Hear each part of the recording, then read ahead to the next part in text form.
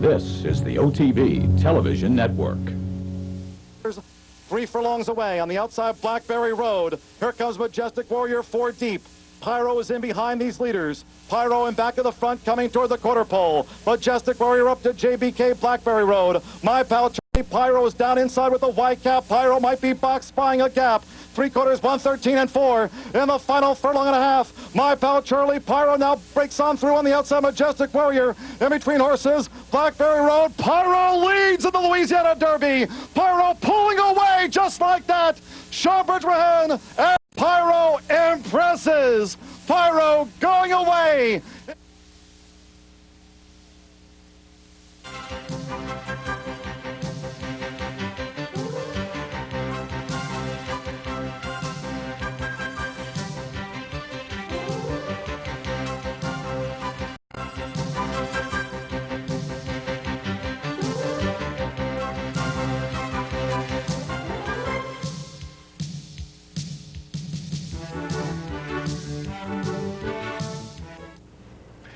Good morning, everyone, and welcome to Down the Stretch. Along with my colleague Mike Veach, the racing columnist at Saratogian, I'm Mark Cassano, welcoming you to this morning's March 15th edition of the program. And over the next 90 minutes, we will be hopefully presenting you with 3 very special guests. A bit later on, I'll be chatting with trainer Steve Asmussen about Pyro's effort in the Louisiana Derby, and you just saw a piece of it. We'll talk about Z Fortune for this afternoon's Rebel. And we'll talk about another pretty good racehorse he has halfway around the world. In about 15 to 20 minutes, Michael will be chatting with trainer Paulo Lobo. And you know, if you're a regular viewer of this show, you'll remember Paulo. We chatted with him regularly when he had Farda Miga Pico Central. Well, Paulo's got Gallego primed for his 2-turn debut later on this afternoon in San Felipe. And then finally, later on, we hope to be joined by Mr. Michael Matz, who last week produced the upset with Visionaire in the Gotham. Our 3-year-old action, we will take a look at what we can see from the Gotham, the Louisiana Derby and the El Camino Real. We'll take a look at the fairgrounds and the Santa Anita Oaks as well. My partner will have yet another pedigree profile on the class of 2008, looking to the future. And we'll update you, we'll show you the final odds from Pool 2 of the Kentucky Derby Futures. So all of that and much, much more if you stay with us this morning. And we won't even charge you $1,000 an hour. Partner, good morning. Well, good morning to you. How are you? I understand you had a few days in the warm climes. You just couldn't stand it, could you? I'll tell you, I save up for 5 or 6 years so I can get away for 5 or 6 days. And what happens here in New York? All but the government crumbles and all. While you were away. My There used God. to be an interesting TV show called, I think it was This Was the Week That Was, or something like This Was the Week That Was. That was no quite doubt a about week. it. Yeah. But We chat a little bit about that, I understand. So. But yeah. we've got a busy show for you this morning. As I say, hopefully 3 very, very special guests coming up. But all kidding aside, Yeah. Oh, yeah. with what happened here last week with Elliot Spitzer, and I believe this coming Monday, our new Sure. governor, David Patterson, will officially take office.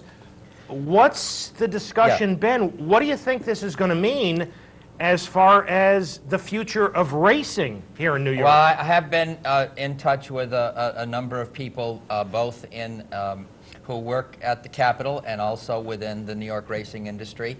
And I think if I could summarize only my own contacts in the last week or so, I would say that the general feeling tends toward optimism that the incoming governor, David Patterson, is going to be one who's going to be a lot more workable in terms of not being just caught totally driven to a single point of view. It's obvious, or at least it has been so far, that he has a good working relationship with Senate Majority Leader Joe Bruno. So when it comes to racing matters, there is, as I said, from only my own contacts in the week, tending towards the optimism that things will move forward. Having said that, we're now past 30 days from the announcement of the VLT, as indicated on the day in February 12th or 13th about the franchise deal. And I would say that there are people, and I will say that there are people within the industry who are a bit concerned that VLTs are not necessarily going to be a priority here right off the bat.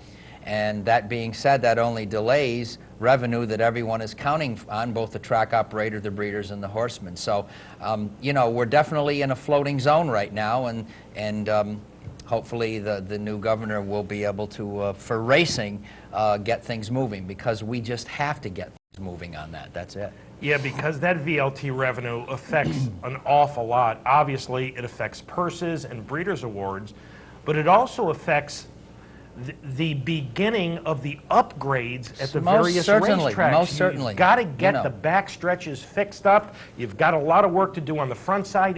And remember, I said this months ago, NYRA's got $30 million from the state to use on an as-need basis.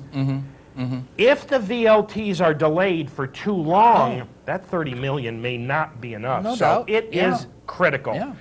A very, very nice story. Rags to riches. The champion 3-year-old filly of 2007 had her first recorded workout since going to the sidelines following last year's Gazelle. The Belmont Stakes heroine worked Tuesday at Palm Beach Downs, going an easy 3 furlongs in 38-2.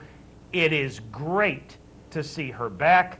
Todd Pletcher at this point said, I have no specific plans for her, so they are going to take their time with her, but she is going to be a welcome addition to the racing in 2020. I agree. She's going to move to Keeneland soon to train up there, and hopefully when they get there in the springtime, maybe he'll be able to say, we've got a race on the calendar. Welcome back. I really hope she comes back full force.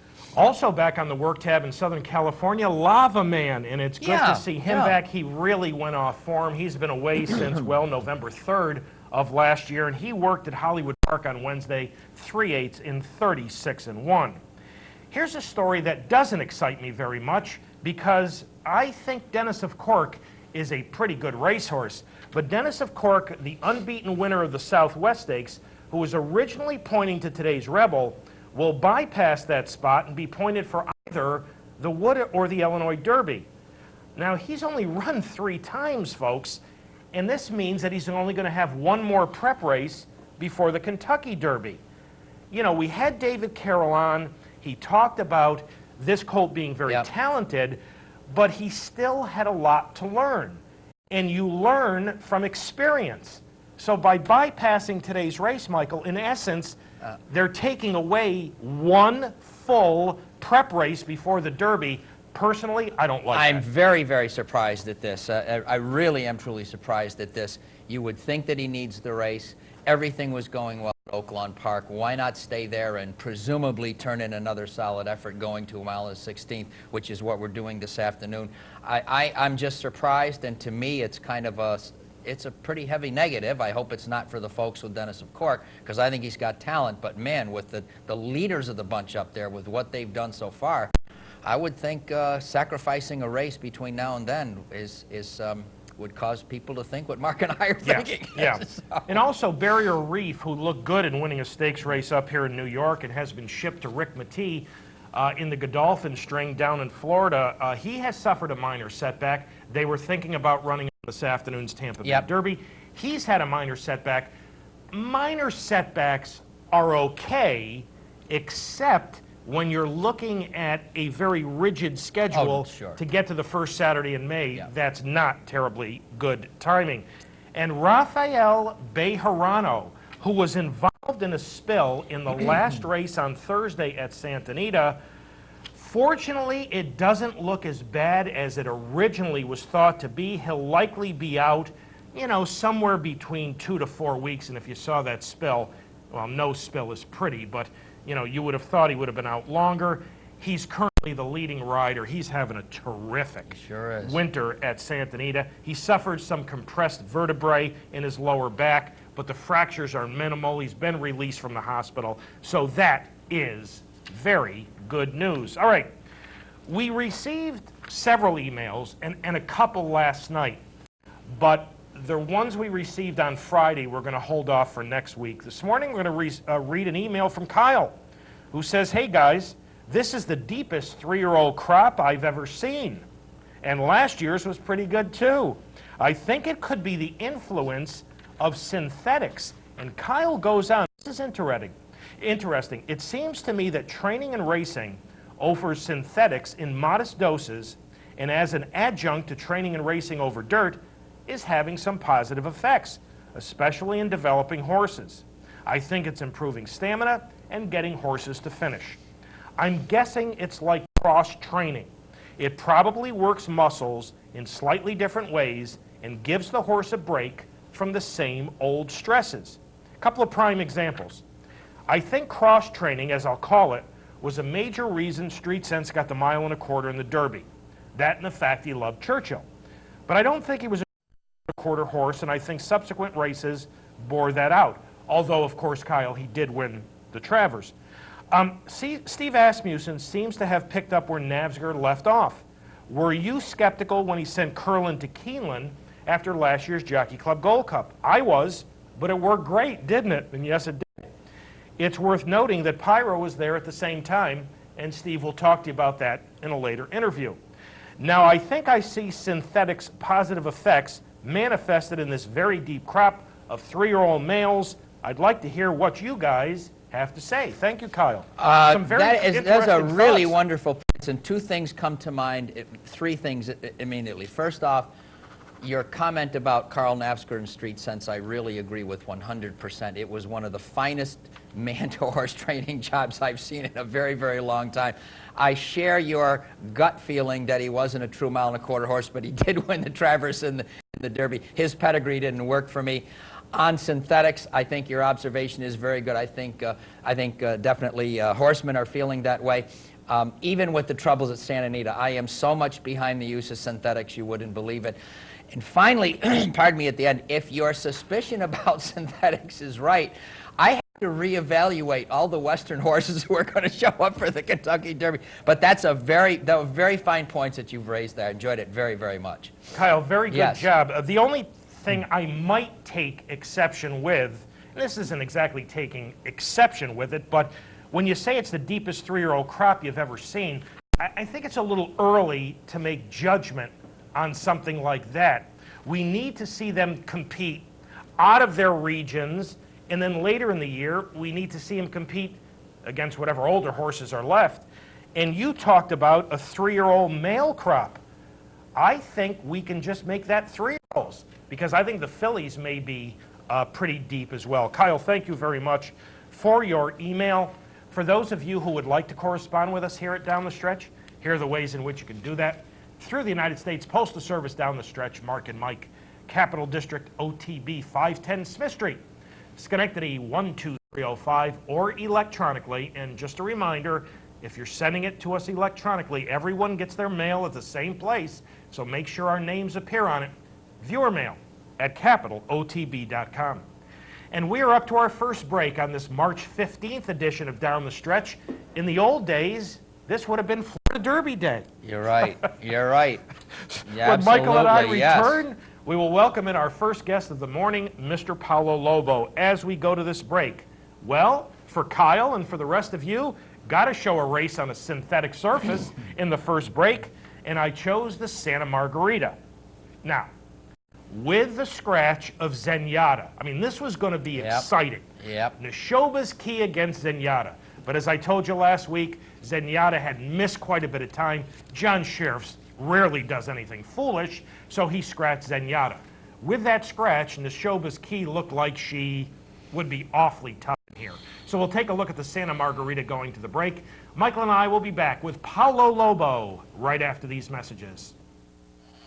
No change. They go past the half-mile pole now, and Dawn After Dawn just over a length. Neshoba's Key has been tracking in second throughout. Good Mood is right there third. Sweet Bell now 4 lengths off the leader, and on her outside is Double Trouble.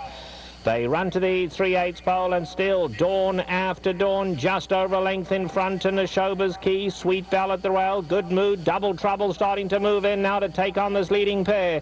A 1/4 mile to go, and they turn the pressure on now. Dawn After Dawn, Neshoba's Key now runs up alongside of her. Double Trouble looking for somewhere to go from third.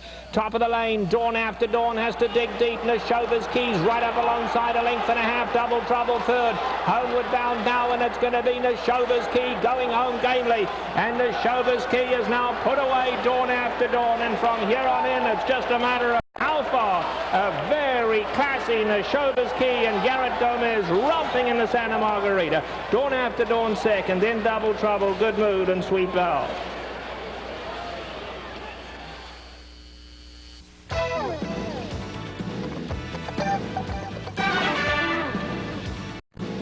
This is the OTB Television Network.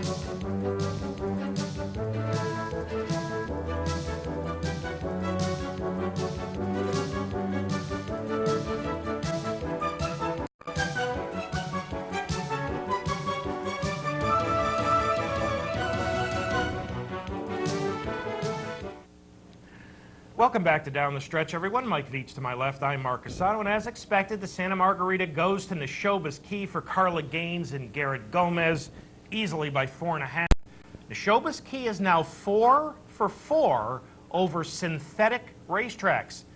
And with the Breeders' Cup being at Santa Anita for at least the next 2 years, that may bode very well for Neshoba's Key.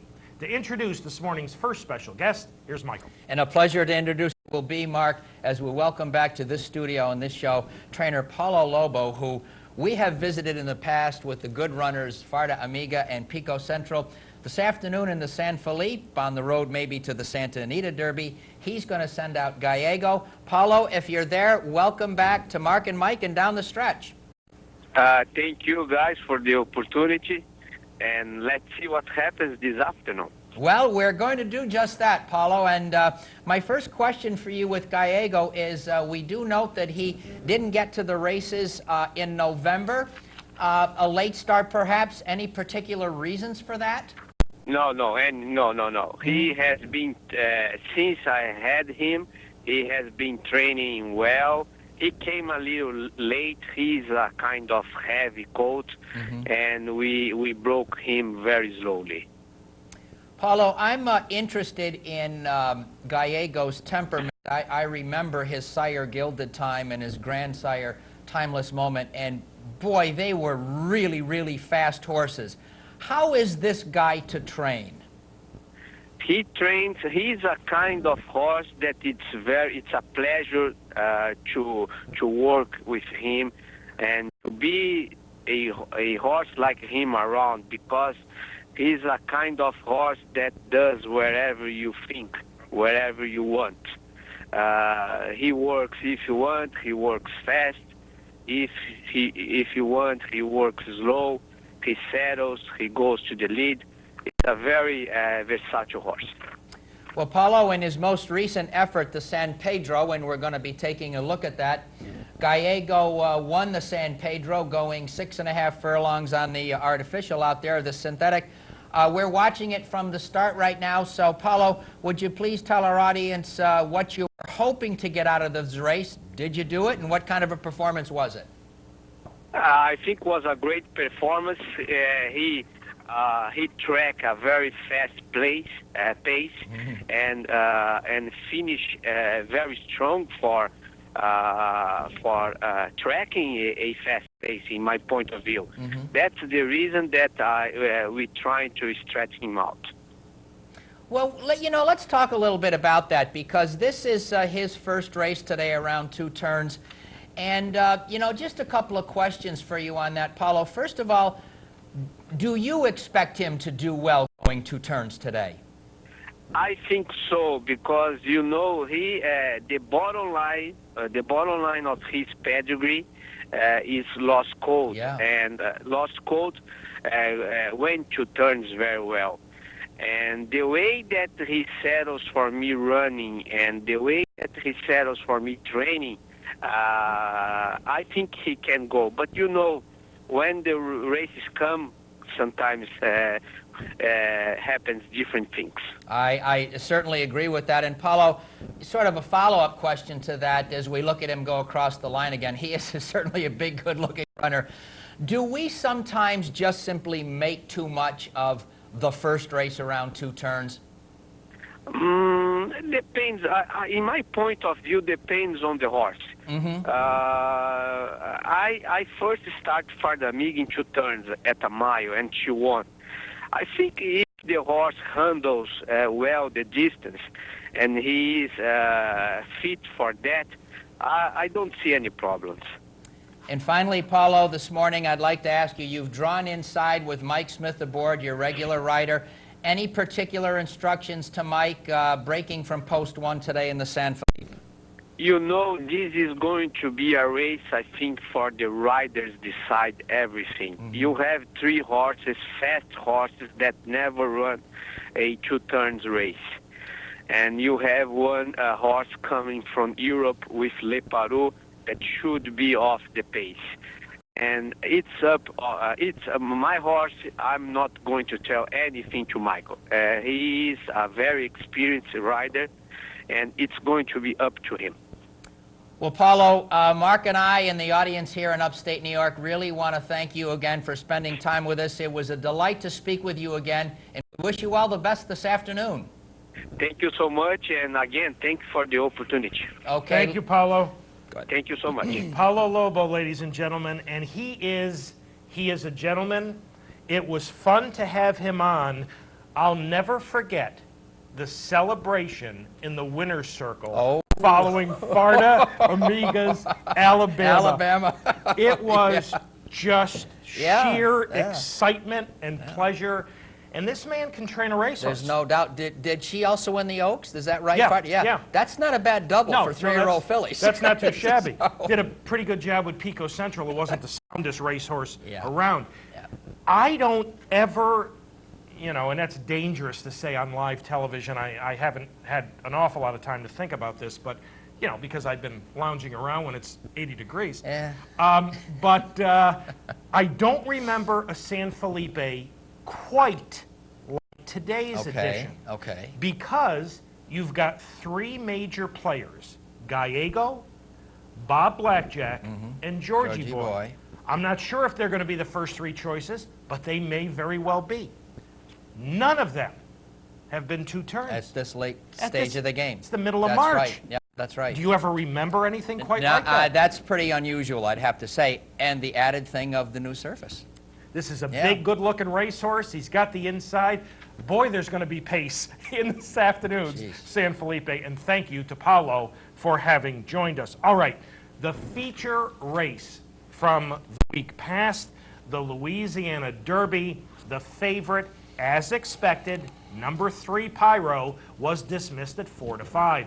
But there were any number of other fascinating colts in the race, including number 6 Tail of Acadi, who you will see get steadied coming out of the starting gate, the Belmont Futurity winner, and number 9 Majestic Warrior, who everyone was so high on following his victory in last year's Hopeful. Now, they were both making their 3-year-old debuts in here. Unfortunately for Barclay Tagg and for Billy Mott, their respective trainers, it might be back to the drawing board for both. Number 4 JBK, 2 for 2 in sprints coming in here. This is his route and his stakes debut. He's stalking the pace on the outside under Kent DeSormo. It may be back to sprints for him. Number 8 Yankee Bravo, who's been 3 for 3 on turf and synthetic surfaces. He came across country for his first attempt on dirt. He would run a pretty good 3rd, but in the end, it would be Pyro, and all Pyro. Top of your screen, 4th on the fence. Here's what I want you to watch for as they get into the turn. Sean Bridgmahan's going to lose position here. He can't get out. He's going to get shuffled behind dead horses. You'll watch the rallies on the outside while he's got to sit still with Pyro. He's going to lack some room in upper stretch. But you know what? Nothing bothered this colt. He sat there for Sean, and when he found room, he went on to a solid 3-length victory, and the beat just keeps going on for Pyro. This is a very, very nice 3-year-old. Well, when you just, you know, once again, you wait and you wait and you wait and you have this discouragement, clearly he's a very special animal, regardless of what some people say about what's been happening with the competition level in Louisiana this winter. He's just a very, very special racehorse, and when you can be able to do this and wait as long as you do, you know he's very good. There have been a lot of negative comments. No, I take that back. There have been some negative comments and doubters about what he's beat there. Well, a couple of comments here. Visionaire did come out of the Risen Star to win the Grade 3 Gotham, so that's some sort of level of quality there. He's obviously doing this without any undue stress or pressure. He's just doing this. It's like, when you want me to do something for you, I will. Maybe that comes from working with Curlin, and don't ever sell short the idea of what trainers will do during working hours when it comes to this. He's not going to look a horse in the eye like Curlin, except unless Warpass, when they finally hook up in the Kentucky Derby. A couple of other comments on, for me, a very interesting season in Louisiana Derby, the 3-year-old part of which is pretty much settled now. I think that Majestic Warrior's effort wasn't horrible. He got awfully tired at the end, which is kind of unlike a Billy Mott trainee, even the first time out. Even with the start, I can't make anything of Tale of a Cotty. You've got to show me more than that. Barkley's going to press on with him. But Louisiana this winter belonged to Pyro and Steve Asmussen. I can't wait to hear until later on when Mark's interview with him comes up what he has to say about it. This is the race of Grindstone and Black Gold. It's one of my favorites. I hope to get there someday to see it. But there's no doubt, Mark, this year who the star has been. And I think this point may be underappreciated here. Watch the top of your screen. Yeah. I mean, first of all, he was much more forwardly placed in this race than he was in the Risen Star, and Steve Asmussen will talk to you about that in a moment. Yeah. But do you think Sean Bridgmahan wants to be where he is right now? Even with him, no. You don't want to be. Absolutely not. If he could have tipped out, he would have blown by those horses. That's right. You know, with 5/16 of a mile to go. That's right. So now he's got to sit patiently and sit and sit and sit, and he has been, you know, for Absolutely. a good 1/8 of a mile. Yep. But, you know, the response is pretty much instantaneous here. Indeed. Now, you know, it is kind of laughable what some people have been writing about. They've been talking about who has he beaten in Louisiana this winter. Yeah. The interesting thing is, many of those people going into the Risen Star and going into the Louisiana Derby were saying, wow, these are very good races with good quality 3-year-olds. That's right. Maybe it's just that Pyro is that much better than the rest of them that he makes them look pretty bad. Now, my pal Charlie, who set the pace, is going to hold for second at 60-1. I'm not sure what that means. And Yankee Bravo, who is saving ground while rallying, will finish third in here. But the two horses we need to talk about first and foremost are Tale of a Cotty and Majestic Warrior. They come from two outstanding trainers in Billy Mott and Barkley Tagg. Both of them felt that they had their respective colts primed for big efforts. I told you on last week's show what concerned me about both of them was that they were on a schedule where they would only have 2 races prior to the Kentucky Derby, so they could not afford to take a misstep. They both took a lot of missteps. Well, they did. I mean, if Majestic Warrior shows up somewhere else in one of the remaining preps, he'd have to run just a bomb to even be considered for the Derby. Again, I thought he made a pretty decent run into and coming out of the turn. His getting so stone tired at the end is certainly a concern for me. And Tale of a Cotty, as I said, I just can't get a line there. That, to me, even with the start, he was never. Majestic Warrior was a factor until about a 16th out, you know. And Majestic And Warrior just finished tired. 7th, beaten 9 lengths. Yeah. As Michael said, he got very just tired stone late. tired. Tale of a Cotty did get steady coming out of the gate, but saved ground. It never really ran Yeah. much. He finished 6th, beaten 6.5, but often, and I'm not saying off strictly one race, that this is the case with both of them. but often. 2-year-olds just don't progress. Let's face it, folks. The main reason everybody was gaga over Majestic Warrior was the hopeful. Oh, sure. That's the reason. Yeah. And we have to remember that afternoon, Maimonides and Reddy's Image basically went after each other, and he picked up the pieces. Now, it was a brilliant effort, but it was a brilliant effort sprinting as a 2-year-old. That's pretty different from doing without question. what he did or attempted to do last Saturday. 1:44 2/5 for the Louisiana Derby. We'll talk more about that a little bit later when we talk about the Fairgrounds Oaks. Our second guest this morning is the man who has trained Pyro since the beginning of his career. He also trains Z Fortune, who will start in this afternoon's Rebel. And he trains the reigning horse of the year, Curlin, who is halfway around the world preparing for the Dubai World Cup. Now, Steve Asmussen is a young man, but the more I interview him and the more I listen to him speak, he says so many things that an older horseman would say. He's a fine horseman. You know, he clearly has things well thought out for each of his horses, even though he has a lot of horses, and there seems to be a reason for everything. Well, yesterday I had a chance to sit down and chat with Mr. Steve Asmussen. Steve, let's begin with Pyro and your thoughts on his victory in the recent Louisiana Derby. Well, I'm very pleased with the outcome. He's definitely matured as much as we could have hoped for, physically and especially mentally. Pre-race, he acted ideally and handled very well in the race. Steve, one of the major differences between the Louisiana Derby and his victory in the Risen Star, where he literally exploded the last 3/16 of a mile, was he was much more forwardly placed last Saturday. Was that by design? And if so, talk about that. Well, more so by design from the Risen Star being a race I didn't want him to do too much in, whereas in the Louisiana Derby, with having the race underneath him and feeling that he was in a position he could physically defend himself, you just put him in the race a little sooner. I thought that he asked him for a little bit of run early, and then he turned off extremely well. He handled well.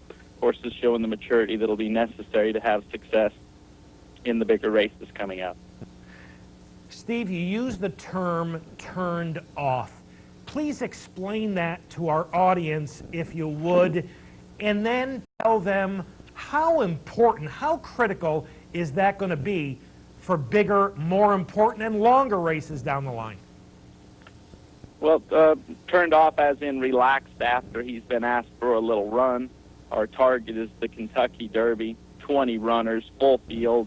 We'll need to be asked for acceleration at some point simply to secure a spot, and then relax after that. And that is what we are trying to establish with him. And everything's geared towards trying to win the Kentucky Derby with a horse that we feel is an outstanding, opportunity to do such. Steve, in the Louisiana Derby, on the turn, Pyro got shuffled, kind of lost position, got caught in behind rivals. How concerned were you at that point, and what did your rider, Sean Bridgmahan, have to say to you after the race?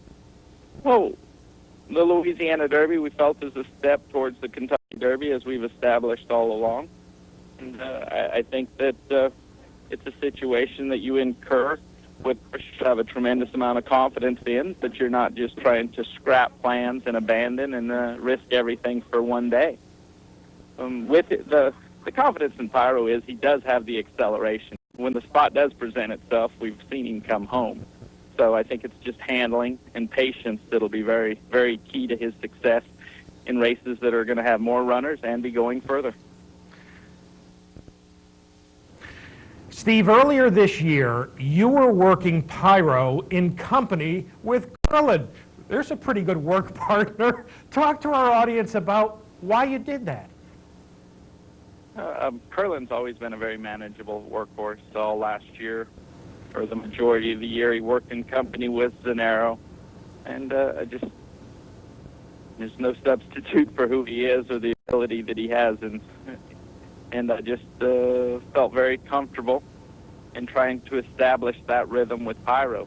Their first work in company was very conservative, 5/8. They handled very well, and then they just added to that. The two subsequent works after that were extremely impressive, and slowly added to where they were at physically. And I really liked the focus that Pyro got off of the works, whether it's just maturity, timing, or if it was going to happen anyway. But he sure took his training a lot more serious after that, and has paid a lot more attention ever since. Steve, how has Pyro changed mentally, physically, from 2 to 3? Well, I think the most obvious things is, his pre-race antics in the Breeders' Cup Juvenile. He was a little fractious in the gate, a little anxious. And then the 2 races this year, he's been a perfect gentleman. Came over to the paddock with plenty of time to spare for the Louisiana Derby. Stood there, very patient. He knew what he was there for, but had accepted what was going to happen. And I think all of these things are, what we're looking for to get the best race out of him once the gates open. Steve, at this point, how pleased are you with where Pyro is at this particular stage? Well, I think if we wanted something different, we should ask for it. He has handled and performed extremely well, and I feel great about his physical condition moving forward. Every day is a new day, and we just got to keep doing things right. Steve, how did he come out of the Louisiana Derby, and what's next for Pyro? Well, that was definitely the feeling. That's what I'm so happy about, is his physical condition. He'll work back at the fairgrounds on Monday, and then head to Keeneland on Tuesday. Now, I'm assuming he's heading to Keeneland for the Bluegrass Stakes? Absolutely, yes. We'll prepare him there. I feel very good about training him on the synthetic. We had him at Keeneland last fall between the Champagne and the Breeders' Cup Juvenile, and we're very pleased with how he trained over the synthetic surface there at Keeneland. And I think that he has definitely shown his quality, and that his physical condition is our biggest concern heading into the Derby. Steve, let's move on to another 3-year-old in the barn who will be running later this afternoon in the Rebel. That's Z Fortune, coming off a wide trip second to Pyro in the Risen Star. How's he doing coming up to this afternoon's Rebel? I'm very anxious to see where we're at. I think that this horse has continued to develop physically. He's a big rangy colt.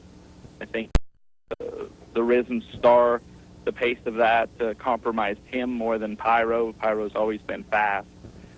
With Z Fortune being a big rangy horse, kind of had a wide draw, no pace. I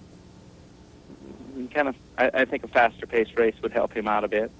But I also think that he's trained stronger since then, and I'm anxious to see where we're at in the 3-year-old picture with him. And finally, and normally we don't save this horse for last, but a discussion on the reigning horse of the year, Curlin. Steve, you have chosen a bit of a different path from past Americans who've gone overseas with the Dubai World Cup in their sights. You took Curlin over there early, got him acclimated, and got a prep race under his belt for him. Talk to our audience about why you decided to do it that way. Well, because I hope that he has a very large second half of the year. We love how he's acting in Dubai. I think he's acclimated nicely, been on his feet. I think him being over there, getting a chance to acclimate, as we said, shouldn't knock him out as in just shipping over there, running and coming right back. Because Mr. Jackson definitely left a lot of money on the table by putting this horse back in training, and we want to make it a full year for the horse. Steve, let's talk for a moment about that prep race. In your mind, how close to ideal was it for Curlin? I think we saw why we wanted the prep race for him as well. The first left, it's not a traditional oval, not Al Shiba, and the first left was a little sharp for him. He was pretty strong. Took a little bit of navigating the first turn and then settled in perfectly. Now when we run him back in the World Cup, having the trip over the track for Ravi as well as Curlin. I think it gives us the best chance possible, and that's what Curlin deserves, is the best chance possible. Well, Steve, as always, we appreciate your time very, very much. Thank you so much for having joined us this morning on Down the Stretch. All the best with Pyro and with Z Fortune on the road to Churchill Downs, and certainly all the best with Curlin in the upcoming Dubai World Cup. And again, thanks so much for having joined us. Thank you. Steve Asmussen, ladies and gentlemen, the conditioner of Curlin and Pyro and Z Fortune. Thanks to Steve. Now, is it just me, or did he give you that? I mean, he seems to have everything well thought out. No, he's moved into this zone of winning at the very top level. And he revealed a lot in your interview about really his thought patterns, and you know, for the audience, you have to pause with Steve because he speaks very deliberately, but he said some really key things there about the turnoff question. I thought was terrific. You know, in the midst of the battle, he can turn his engine down and still keep rolling underneath to stay. That's beautiful stuff. And you know, Steve is telling you very plainly he's got a Kentucky Derby horse and maybe another one today. And I agree with his comment on Z Fortune. I think Z Fortune has a lot left to show us, and I think we'd see it today. But he's just this is a very, very methodical person when it comes to horse. I mean, the comment about Dubai, I love that. I mean, if I can avoid the Dubai bounce, I'll avoid it by being on the ground for a couple of months. That's terrific stuff. But you heard things like, didn't want Pyro to do too much in the Risen Star. Oh, gosh, That's why he instructed Sean Bridgman to sit and sit and sit. Able to do more in the Louisiana Derby because, and I'm quoting, how often do you hear this? Physically able to defend himself. That's right. He was that much more prepared for the Louisiana Derby. In working Pyro with Curlin, and some trainers would never even think about working. I thought that was wonderful, and go ahead. And trying to establish a rhythm for Pyro. I mean, Curlin is this type of a horse, so let's teach him alongside of the best. And I believe going into his first race there, the Risen Star, I think we made that comment on the show about this can't be anything bad working with Curlin, who clearly Pyro's not intimidated. so I just it's think good stuff. And he is a young man. I like it. I like it a lot. I get a lot out of that. I've always enjoyed the interviews with Steve. Thank you so much. I really have. And we are up to our next break on this morning's mid-March edition of Down the Stretch. Thank you so much for having joined us. When Michael and I return, well, we're going to take a look at some more 3-year-old action, both male and female. My partner will have another pedigree profile on the class of 2008. And we will show you the closing odds from Pool 2 of the Derby Futures. As we go to this break, back to the fairgrounds, older horses in the New Orleans Handicap, where the 9-10 favorite was number 3, Grasshopper. So we'll take a look at the New Orleans Handicap going to the break, and Michael and I will be back with much, much more right after these messages. The opening quarter for Grasshopper, 24 seconds flat. 5 furlongs to go. Grasshopper and Magna Graduate heads apart. Garrett Gomez and Circular Key right there waiting in the wings and close up. Circular Key under a hold and just off these leaders heading to the half-mile pole. Brass Hat is next and still 6 more lengths back to reporting for duty, who will have to raise an effort from out of last. Half-mile, 48 seconds flat. Going into the far turn. Magna Graduate takes the lead. Magna Graduate in front, but only just from Grasshopper, 3 furlongs away. Circular Key right there hovering close by. Circular Key now putting a move up to the front. Circular Key has gone up to the front at the quarter pole. Grasshopper Magna Graduate has slipped back to third. Brass Hat is ridden with the whip and reporting for duty is last, top of the stretch. 3/4, 112-1 in the final furlong and a half. Circular Key is the leader, but Grasshopper is battling at the rail in the final furlong. Circular Key kept on. Grasshopper is a neck away, a head away. Grasshopper is back in front, but Circular Key fights hard. A dramatic finish. Circular Key! Circular Key has won the New Orleans Handicap in a heart-riveting duel from Grasshopper, who went down swinging, though. Reporting for duty, Brass Hat, and then Magna Graduate in 1:49-4 in a thrilling New Orleans Handicap.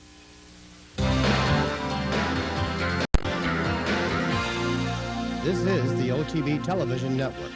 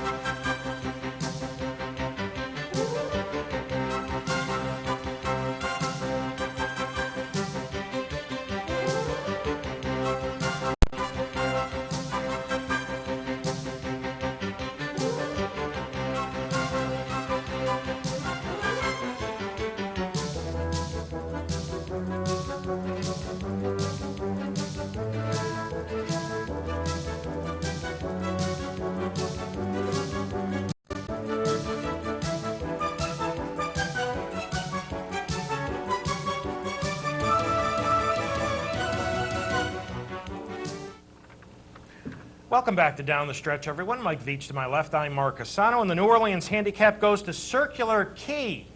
A horse for the course, winning the New Orleans handicap by a neck over Grasshopper. I say that because Circular Key's last victory a year ago came at the fairgrounds in the Louisiana Derby, which was his only other two-turn win.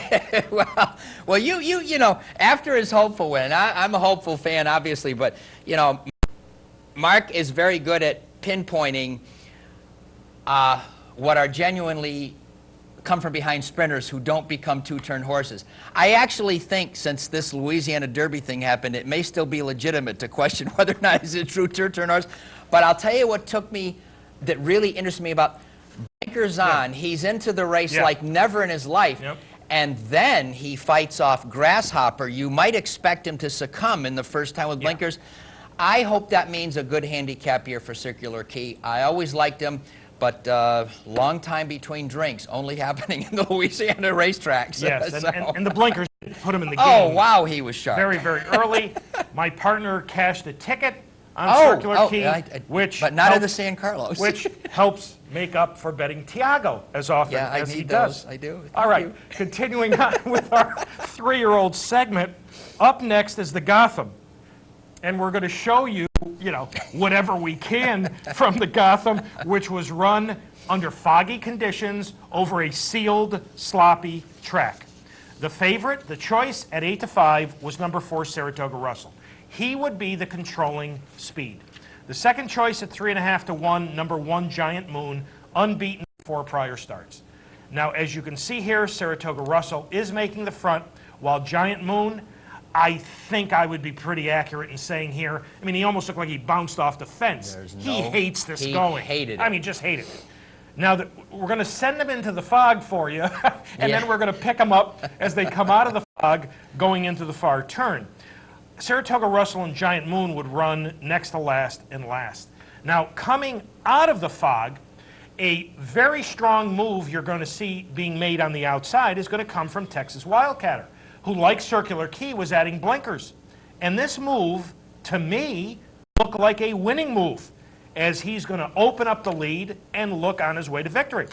But rallying from last, and when you see the shot from behind the horses, Visionaire is going to be last on the fence in the Team Valor colors. There he is. Visionaire, in the last jump, would get up to beat Texas Wildcatter and win by a nose. Now, partner, sealed, sloppy, awful racetrack. The 2 betting choices, do not handle it or fire for whatever reason. So what do you make of the Gotham? Hard to know what to make, but I do know this. Visionaire is definitely moving forward. And as I said earlier on this show, this underscores the pyro power in Louisiana because he was third to him in the Risen Star. Although, if we get the chance to talk to Michael Metz today, I have a question on the Risen Star as the only race on his form that's not like his form. Nonetheless, Rick Violet told us last week Saratoga Russell was going to go. Normally, that works on a wet aqueduct inner track. It certainly did not here, which raises the questions that Mark raises. Giant Moon, I accept completely Rick Schosberg's statement Saturday night. He didn't like it. He hated it. So he's going to pop up with one more chance. But that kind of weather, that kind of track, I think a quality horse won it. I'm struggling with making sense of the rest of it and hoping that the favorite and co-favorite come back for another good day. Yeah, what I was pretty impressed with was, with Visionaire having drawn the extreme outside post, post 10 going a mile and a 16th on the inner, Jose Lescano had to take him back and save ground. So he gave up many, many lengths early on. Now the pace was quick. I mean, 23-3, 46-1, a very fast second quarter. So he certainly had pace to run into, but he came from quite a ways back. And I thought it was a pretty solid effort. Certainly. I'm a little surprised Team Valor is they won the Wood Memorial, but I understand he's going to bluegrass country, right? That's going to be the start. Well, I guess the Street Sense model really is a big deal today. Could be. It could be. All right. Next pedigree of the class of 2008. Within this pedigree profile, you will watch this colt win a Gulfstream allowance race where he got pace to run at, just like in the Gotham. Then you'll watch him run third in the Risen Star, where he was in a very good position, but there wasn't much pace in the race. Here's Michael's look at the pedigree of the Michael Matz-trained Visionaire. Visionaire, bred by Riley McDonald, owned by Team Valor International, and trained by Michael Matz, is a son of Grand Slam, and a pretty good sire there indeed. There was a time when Overbrook Farm and D. Wayne Lucas got their hands on just about every important Grade 1 race in the United States. Grand Slam, the sire of Visionaire, bred by Overbrook and foaled in 1995, was an example of the Overbrook-Lucas dominance. He won the Champagne Stakes over the top runners Lil's Lad and Hillary Hunter, a victory that followed his win in the Belmont Futurity. And at 3, he won the Peter Pan Stakes and placed in a bunch of Grade 1 races. Grand Slam is another in the preponderance of good and popular sires from the line of Raise a Native, in this case through Raise a Native's grandson, Gone West. He is out of Bright Candles, a major stakes performer who hails from the superb Calumet Farm family of Aladar, R. Mims, and Real Delight. And Grand Slam was bred on a very popular cross, that of Gone West to Sons of Northern Dancer, results of which have included, in addition to Grand Slam, Elusive Quality, the sire of Kentucky Derby winner Smarty Jones, plus the good runners Supremo, Performing Magic, Dance Master, and Western Winner. With those credentials, it figured that Grand Slam would be popular at stud, and he is. Through 2006, his average price for 420 yearlings, ladies and gentlemen, is $140,000. So far in his stud career, with 6 crops at the races, Grand Slam's progeny, though, have tended towards speed. He does have good performers at 1 1/8 miles, such as Brooklyn Handicap winner Limehouse, Jim Dandy winner Strong Hope, and Pennsylvania Derby winner Grand Ombre. But his only Grade 1 winner in the United States is Breeders' Cup Sprint winner Cajun Beat. Grand Slam is also the sire of Fire Slam, winner of the Grade 2 Riva Ridge Stakes at 7 furlongs, Alki, winner of the Grade 3 Deputy Minor States at 6.5 furlongs, and other Sprint Stakes winners Stellar, Dilemma, and Cheris Destiny. Visionaire is out of Scarlet Tango, a daughter of French deputy who comes from a fascinating family, and I do mean that. Hers is the story of a once classically oriented family of the 1950s and 60s that morphed into a Maryland-based family of sprinters in the 1980s and 1990s.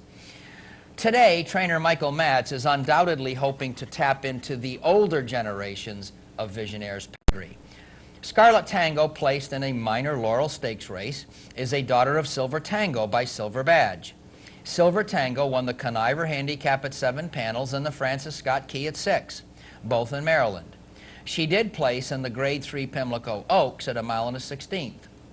But Silver Tango produced Dale's Prospect, winner of the Taking Risk Stakes at Timonium, going 6.5 furlongs. Mark gets charged extra for me looking that one up. And the Hoover Stakes at Laurel, going 6 panels. She's also the Grand Dam of Torrey Pines winner Political Web at 8 furlongs. Very short up close, folks. Third Dam Royal Tango by Princely Pleasure is the grandmother of Merengue, winner of the Grade 3 Annie Arundel at 1 1/8, whose own son Point Determined won the Grade 3 Affirmed Handicap at 1 1/16 and placed in the Grade 1 Santa Anita Derby at 1 1/8. Visionaire's fourth excuse me, and fifth dams, Tango and Paris and Dancer's Gem, respectively, produce no runners of significance. But the latter is a half-sister to Pepperwood, a leading juvenile filly off her wins in the Gardenia and her checks earned in the Astorita and Frisette. Pepperwood, by the stamina influence and double Jockey Club Gold Cup winner at 2 miles, Hill Prince, also finished third in the Coaching Club American Oaks at 1 1/4. Pepperwood was a product of the hallowed operation of C.T. Chenery's Meadow Stud, I pause and kneel here, that produced Secretariat. Finally, Seventh Dan Anthemium produced Brian G. by the same sire as Whirlaway, Epsom Derby winner Blenheim II. Blenheim II was bred and owned by His Royal Highness the Aga Khan. Brian G. won the Aqueduct Handicap at 1 1/8 and placed in the San Juan Capistrano at 1 3/4 in a highly productive career of 62 races. So the historical class is certainly present in Visionaire's pedigree. I mean, all you got to do is talk about Meadow Stud and the Aga Khan. If those elements come to the fore, they have in Michael Matz, who knows just how to manage them, even in the modern era. Michael's look at Visionaire, he won the Gotham and the Gulfstream Allowance, both times running into fast paces. He ran third in the Risen Star when there was a dead pace. Yep. Now, of course, Pyro overcame that dead pace to win Golden Web. Is it the fact that Visionaire is not classy enough to handle horses at the Risen Star level, or is it the fact that because of the way he runs, he really does need a pace? Yeah. So that's a question that has to be answered. Owned by Team Valor, bred by Riley McDonald, trained by Michael Matz, who did such a magnificent job with Barbaro. 9.60 on top, 8.60 on the bottom, for an overall pedigree rating of 9.10. Let's see where that fits in to Michael's. Now, I have been asked any number of times. Warpath, as you can see, clearly has the highest number. And what people are asking me is, basically, when other pedigree experts talk about Warpath, they talk about how questionable his pedigree is. So why is Michael's number so high? As we told you when we started this process this year, the bottom side, the dam's pedigree, is so important in Michael's numbers. It's weighted to the dam side, and that's why his number is so big. I tell you, I think it's really a major mistake to concentrate on the Cherokee Run part of Warpath. I mean, Cherokee Run could go for a fair distance. I picked him in the Preakness. I mean, you picked him in the Preakness. But his female family, look, Alluvial, Coastal, Slew of Gold, it's awesome, okay? My embarrassment factor is going to be, 9 and up here is really a wonderful pedigree as far as going the dirt. My problem is I can't cheat on what the numbers for Pyro underneath is saying. He's a pulpit on top. His female family's terrible short. So was Street Senses, which is kind of why I agreed with the letter writer. But folks, believe me, the Warpath number is not because I like him. He comes from an enormous female family. And as Mark said, to me, the class in the dam and what they produce over generations, I just play it heavy. That's me. So Warpath with a terrific number and Court Vision, and you know what? If we don't see Court Vision next week in the race at Turfway, it's almost a guarantee he will only have one more prep race before the Derby. And I think And I love Billy That's Hahn. I think interesting. he's sensational. Yeah. But I think Billy would have made a mistake, only running him twice That's right. before the Kentucky Yes. Derby. There's Colonel John and El Gato Malo, who battled it out at Santa Anita, and they're very, very close in numbers. And a Knock Nakal, who starts later this afternoon. And there's Visionaire at 9.100. And there's poor Pyro. Michael, thank you very much. Yeah, the volcano. You know, he's got no pedigree numbers. No pedigree. He runs Second short slowly. Derby winner. He doesn't beat anybody. You know, the poor guy. Yeah, He's really up against it. All right. In Northern California, on a dirt racetrack, the only one left in California. There you go. They ran the El Camino Real Derby, where the 2.5 to 1 favorite was Coast Guard. Remember Coast Guard? Ran a pretty good second behind Crown of Thorns in the Robert Lewis Stakes. Unfortunately, Coast Guard would be absolutely no factor in here. Take a look at number 3, Autism Awareness. It took this fella 13 starts to break his maiden. Here, he's en route to his second straight victory. This one at 62 to 1. This is a very nice story. This is a very nice performance, and a huge upset in the El Camino Real. Good for them. I did a bit of pedigree work here, and way to go, Autism Awareness. He's off the trail now for a couple of months. His sire, I never heard of him. Tanner's My Man was a winner on the California Fair Circuit. He's by Lord Carson. His mother, Lady Essex, is reportedly in Korea right now. And Mark, I read this somewhere. My credit to the writer who looked this up. I don't think it was in the Blood Horse report.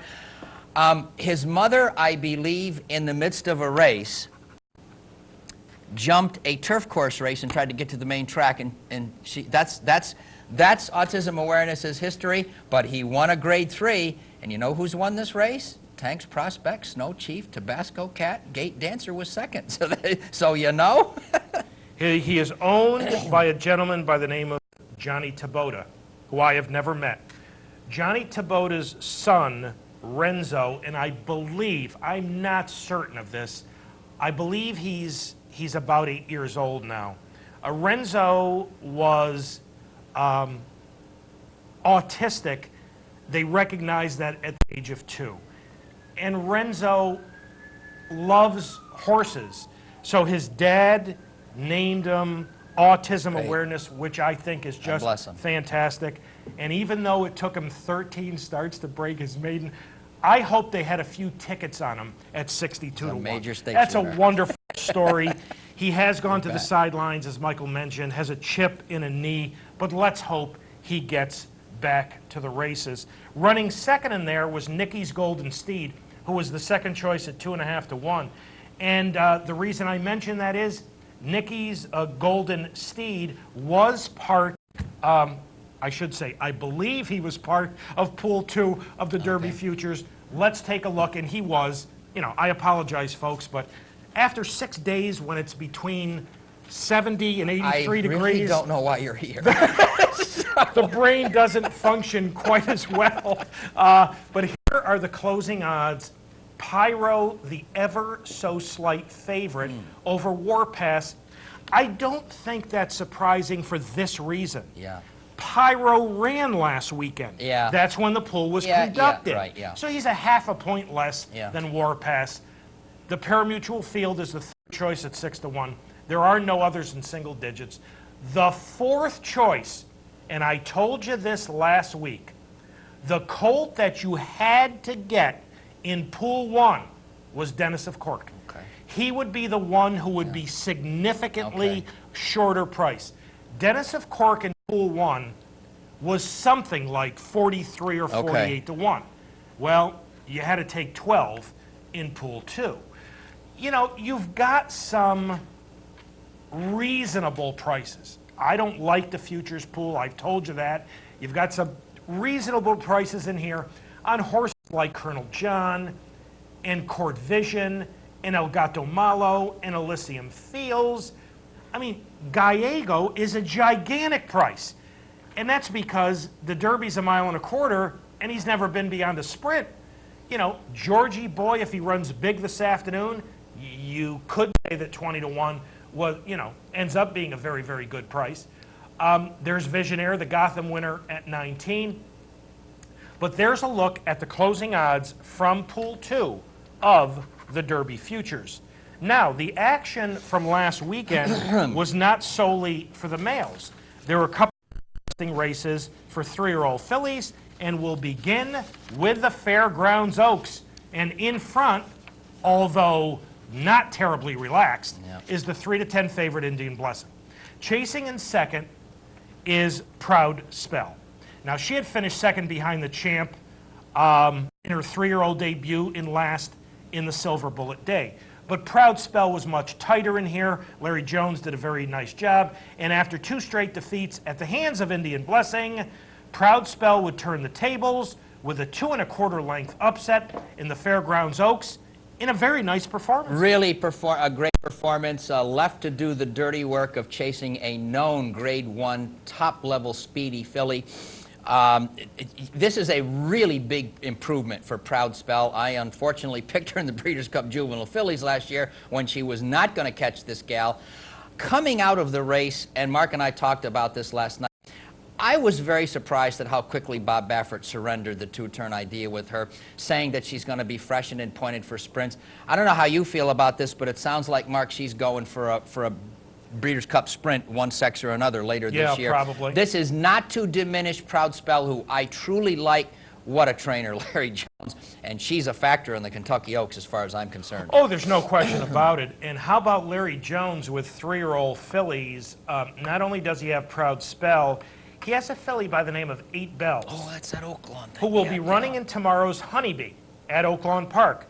8 Bells has won her last 2 starts by a combined 28.5 lengths. That's a pretty good number. Gee. So, but that was a very nice performance. 1:44 flat was actually 2/5 of a second faster than poor Pyro won the Louisiana Derby.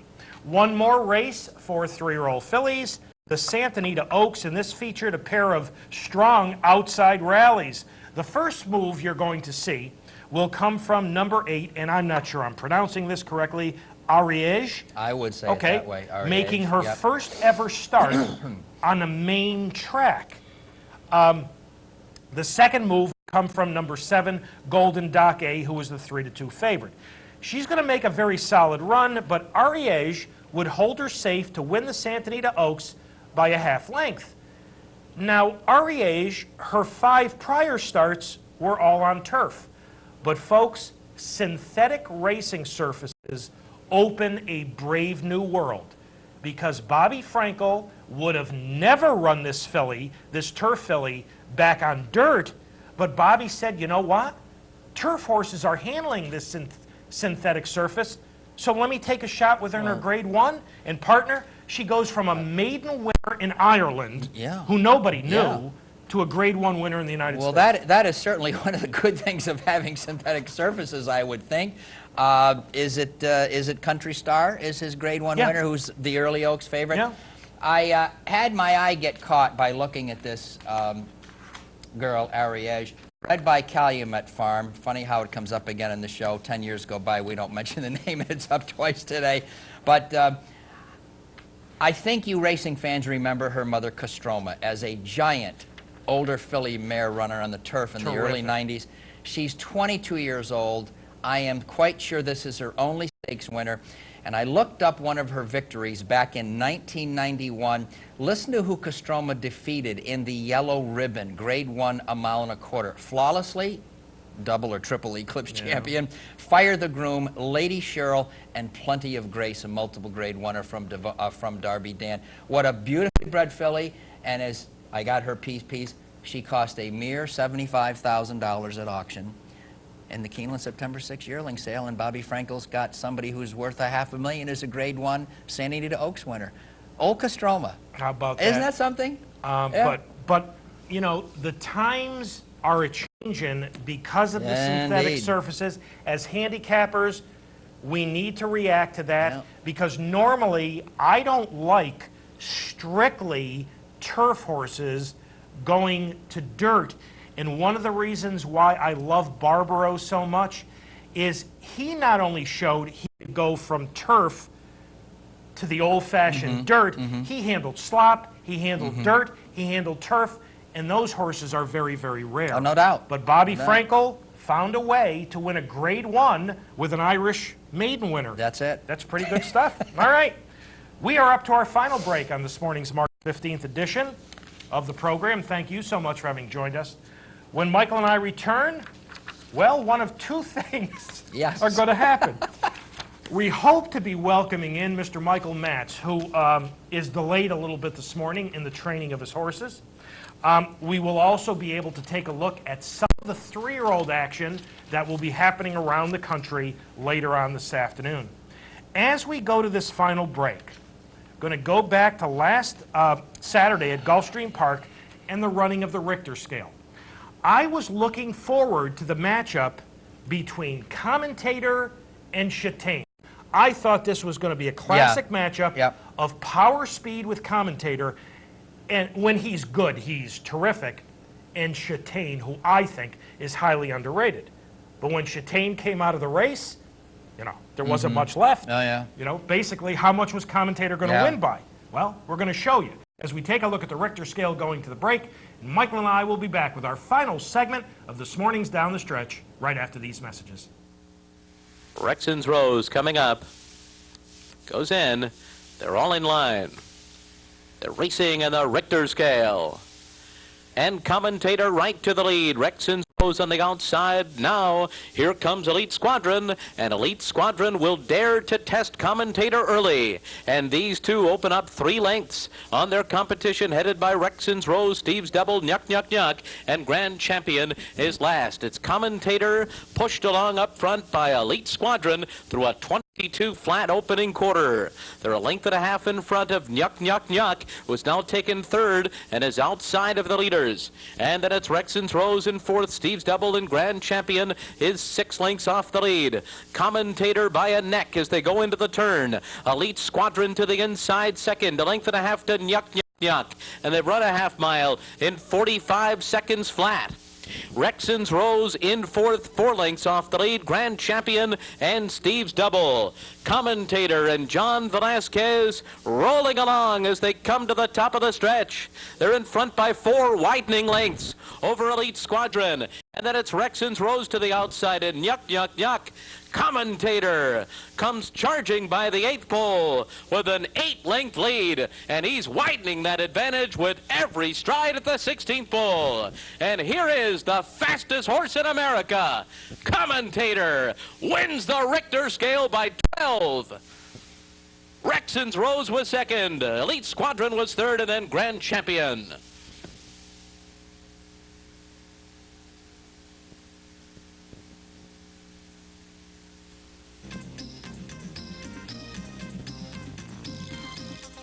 This is the OTB Network.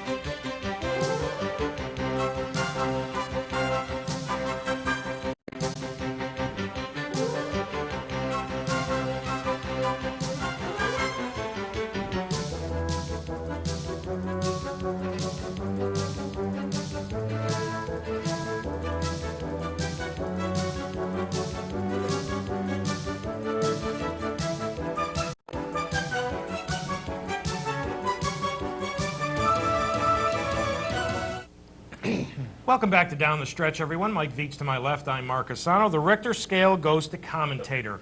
On the heels of a 14-length triumph earlier at the meet, Commentator for Nick Zito and Johnny Velasquez win the Richter scale by 13 3/4. Oh, gosh. Nick's got him, you know, good, somewhat sound right now. Yeah. And when he is, he's scary good. He's scary good. It's a wonderful training job by Nick, overshadowed by the Derby stuff, but what a job keeping this guy together. And apparently they may be thinking of a second Whitney about 2 or 3 years apart. So we hope that that happens, because this is a stone-cold runner. All right, to introduce our final guest this morning, and I mentioned just a few moments ago about Barbaro, and he did such a sensational job with the Derby hero. Here's Michael. And how nice it is to have Michael Matz back with us at Down the Stretch with Mike Veach and Mark Cusano. Last week, his Visionaire, we were all hoping that we'd see some part of the race. I know Michael was, but he did get up to win the Gotham. Michael, if you're there, welcome back to Down the Stretch. Thank you. Michael, we're very glad to speak with you this morning, and a few questions on Visionaire. And the first is, would you sort of tell our audience, as you prepared him for his debut last fall at Delaware Park, how did he come to the races, how was he to train, and his temperament and things like that? Well, he's you know, absolutely a doll to train. I mean, he's very quiet. He has a great disposition. You could just about do anything you want with him. He's a real. For a Grand Slam, some of them can be a little bit nervous and high-strung, but he's just the opposite. He's very quiet. You wouldn't even know he's in the stall. He came to the paddock in the first start, and he just walked around there like nothing was happening. And he probably, even if that race was a little longer, I would say probably he might have even won his first start. Well, you've taken me right to my second question, because other than the debut at 6 furlongs, you went right to 1 mile and up with this guy. So I'm assuming that you were thinking the indications are this guy can go a route of ground. Well, yes, he can, and he's so. I mean, he'll do exactly what the rider tells him to do. I mean, if he tells him to be on the pace, he could be on the pace.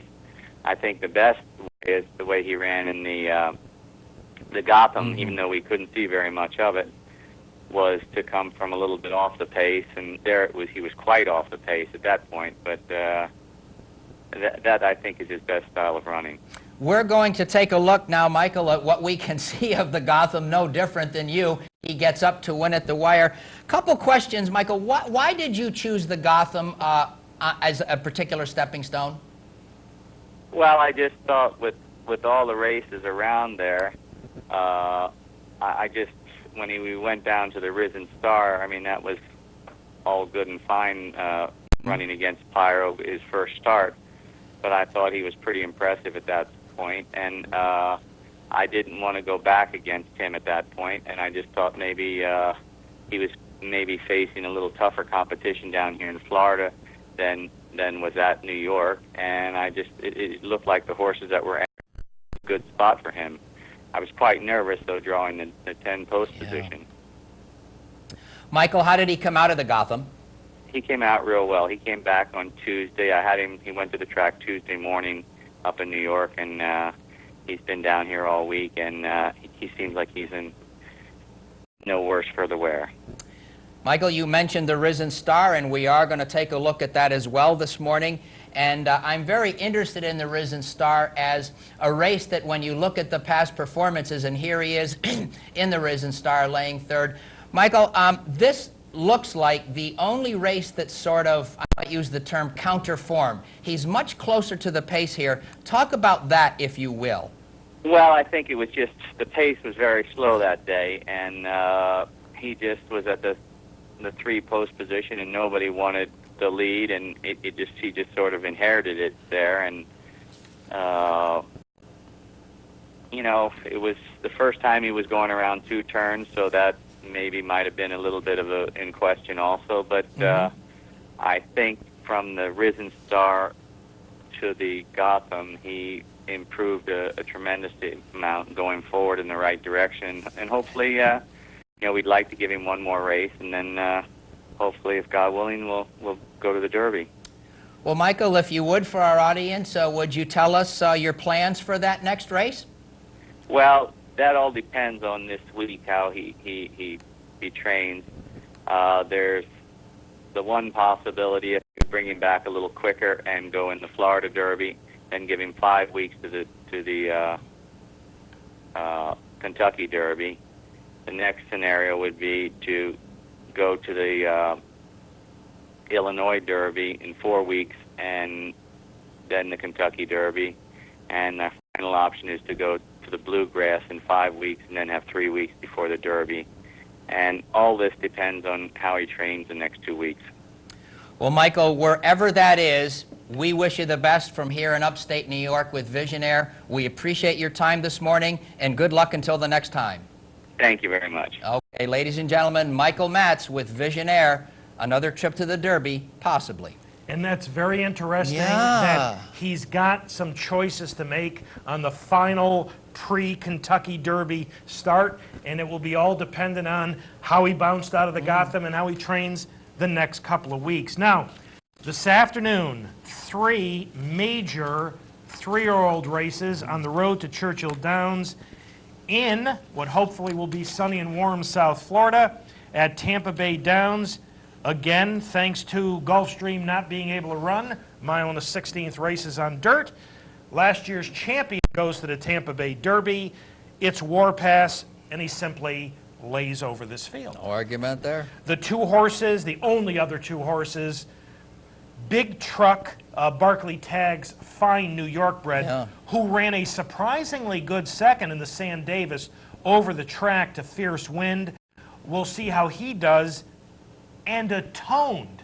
Now, if Atoned sounds vaguely familiar, he ran second behind Court Vision in the Remsen in spite of stumbling. Remember, he clipped heels going around the first turn and stumbled. Here it is, March 15th, and Atoned makes his 3-year-old debut. Yep. I mean, you know, Todd doesn't like to run his horses very much, I guess. I don't know. But, you know, I don't know how they're going to beat Warpass. At Oaklawn, the Rebel, several interesting horses in here. Z Fortune draws the extreme outside post. Anak Nakal didn't run a jump in the Fountain of Youth. Will likely get a legitimate pace to run into today. Colton here, who's a little bit interesting. Sierra Sunset ran a fine second behind Dennis of Cork over the track in the Southwest. If he relaxes better for Chris Amy, he's got a chance to run pretty well. Interesting race. This afternoon, Wayne Lucas has got Stonebird. The speed will come from Sacred Journey. And then the final 3-year-old race at Santa Anita, the Grade 2 San Felipe. And again, the major players on paper in here, Gallego, Bob Blackjack, and Georgie Boy have done nothing but sprint. Yeah. And this is the middle of March, and they're all having their 2-turn debuts. You know, Bob Blackjack, I've never said this before. Bob Blackjack coming off a race where he ran 6 furlongs in 106 and 2. So it's going to be interesting to see which of those can stretch out for bigger and better things, possibly the Santa Anita Derby, in their next starts. Tomorrow, Oaklawn Park, the Honeybee, and the battle between Pure Clan, unbeaten in 4 starts at 2 for Bob Holthus against 8 Bells from Larry Jones. This is the filly I mentioned to you. She's won her last 2 starts by a total of 28.5. So should be an interesting renewal of the Honeybee. A final reminder for those of you who would like to correspond with us here at Down the Stretch, here are the ways in which you can do that. Through the United States Postal Service, Down the Stretch, Mark and Mike, Capital District OTB 510 Smith, Schenectady 12305, or electronically at viewer mail at capitalotb.com.